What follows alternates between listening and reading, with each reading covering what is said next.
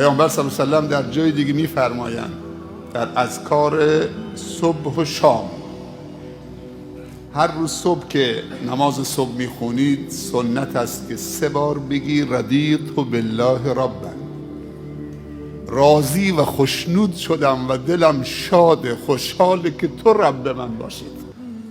من غیر از تو نمیپسندم، من غیر از تو نمیپذیرم، من غیر از تو دوست ندارم. بله دوست دارم کسانی که تو دوستشون دارید، دوست دارم عملی که تو دوست دارید، همش خلاصه میشه در دوستی تو. چقدر زیباست. به ربی غیر از تو راضی نمیشم، دلم آرام نمیگیره، احساس ناامنی میکنم. این نام توست که من آرام میکنه. الا به ذکر الله تطمئن القلوب.